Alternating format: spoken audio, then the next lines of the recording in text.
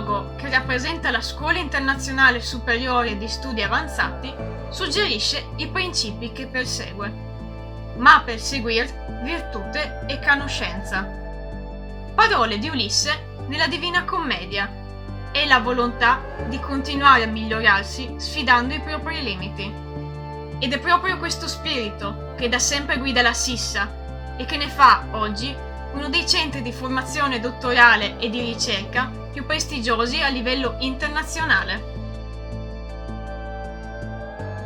Figura cardine della vicenda è Paolo Budinic. Egli studiò a Trieste, laureandosi poi alla Normale di Pisa. Fu insegnante di fisica sulla nave scuola Vespucci e lavorò con i premi Nobel Werner Heisenberg e Wolfgang Pauli. Negli anni 50 ottenne la cattedra di fisica teorica all'Università di Trieste e successivamente anche la direzione dell'appena fondato Istituto di Fisica, equivalente all'odierno dipartimento.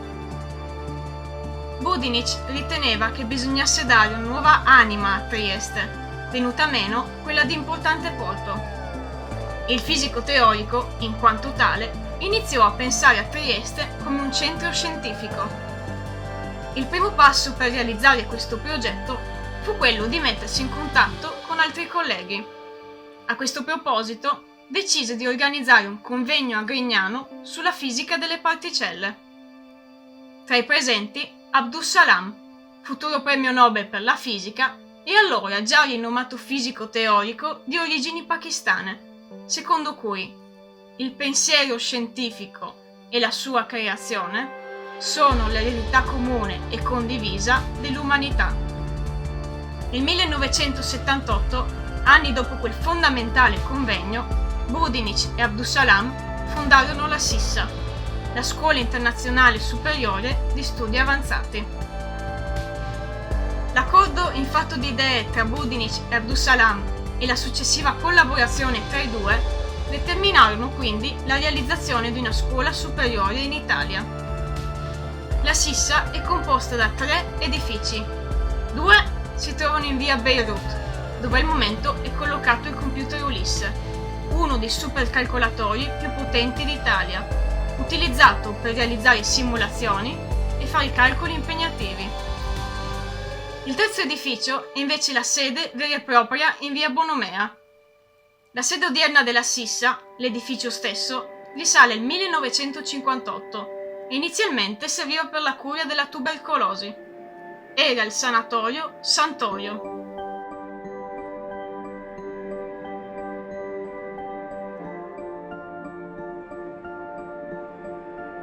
Le attività di ricerca scientifica presenti alla Sissa si organizzano in 3 aree: fisica, matematica e neuroscienze, discipline apparentemente diverse ma profondamente interconnesse, e stiamo parlando di ricerca prevalentemente di base, guidata dalla curiosità.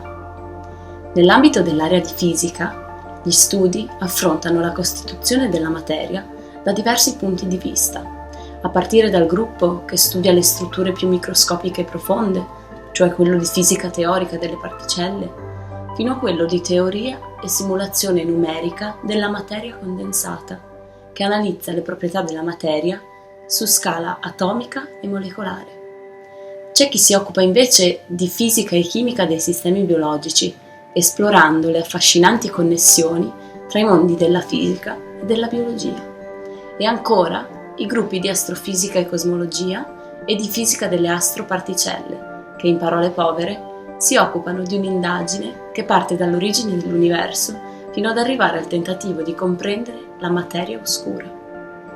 Passando quindi all'area di matematica, questa è tra i primi 75 dipartimenti al mondo e tra i primi 4 in Italia, secondo la famosa classifica di Shanghai del 2020.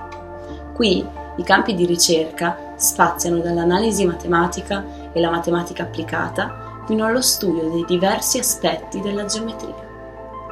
Per fare un esempio, la ricerca in matematica applicata mira ad ottimizzare le tecniche numeriche per simulare il moto di un fluido, mentre la matematica dei problemi variazionali tenta di rispondere a domande come: perché le cose hanno precise e determinate forme? Ultima, ma non per importanza, la sezione più giovane, nata agli inizi degli anni 90, l'area che si occupa di neuroscienze.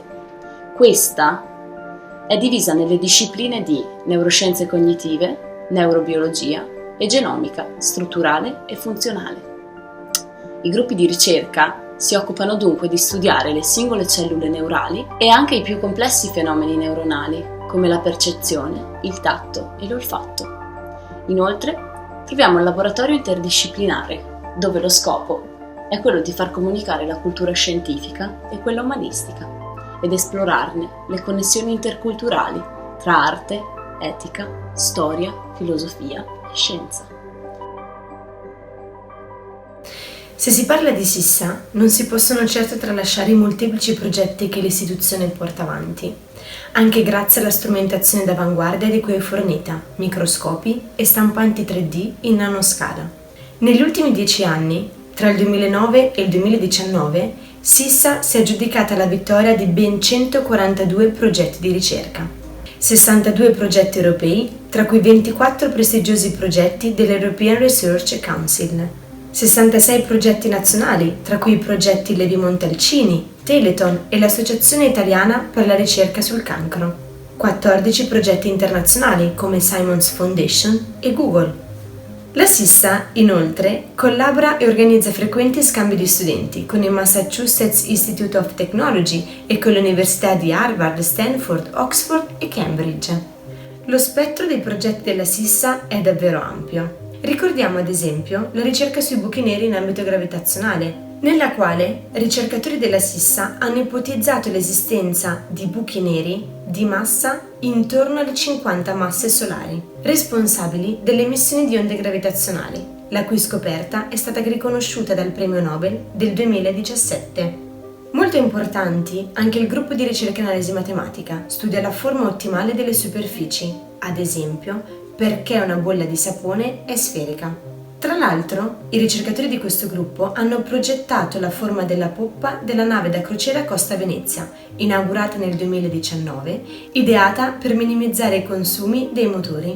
E il gruppo di Soft Robotics studia i movimenti di organismi micrometrici. Analizzando ad esempio l'eoglena, un organismo presente nel plankton, i ricercatori hanno studiato la forma del suo flagello, che allungandosi e accorciandosi permette al microorganismo di muoversi.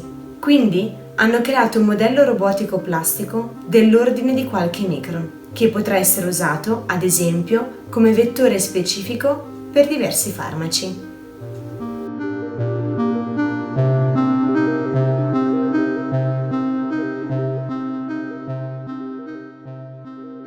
Tra ordinari e associati, la SISSA conta ben 60 professori, a cui si aggiungono 20 ricercatori. Ma la SISSA non tende a fare una divisione gerarchica in realtà, perché l'importante è lavorare insieme e il sostenersi a vicenda.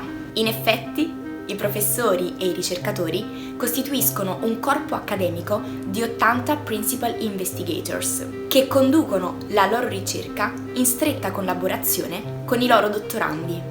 Inoltre sono circa 100 i ricercatori a tempo determinato, figura professionale che prevede un percorso di ricerca successivo al PhD. Gli studenti in SISSA sono circa 300, di cui 200 studenti e 100 studentesse. Tra questi sono circa 100 gli studenti stranieri provenienti da diverse nazioni. La scuola inoltre non offre soltanto corsi di dottorato, ma anche master professionali di alto livello, come ad esempio l'MHPC, Master High Performance Computing, in collaborazione con l'ICTP, ed il MSc, Master in Science Communication, intitolato a Franco Prattico. La SISSA collabora con molti atenei italiani, tra cui Trieste, Udine, Trento, il Politecnico di Torino, su percorsi innovativi di laurea magistrale. In occasione del 40° anno di questa istituzione è stata fondata la Società degli Alunni della SISSA. In conclusione, possiamo dirvi che abbiamo soltanto scalfito la superficie di questa fantastica realtà che è appunto la Sissa di Trieste. Per scoprirla ci sono varie attività aperte al pubblico, tra cui Open Day e Sissa for Schools.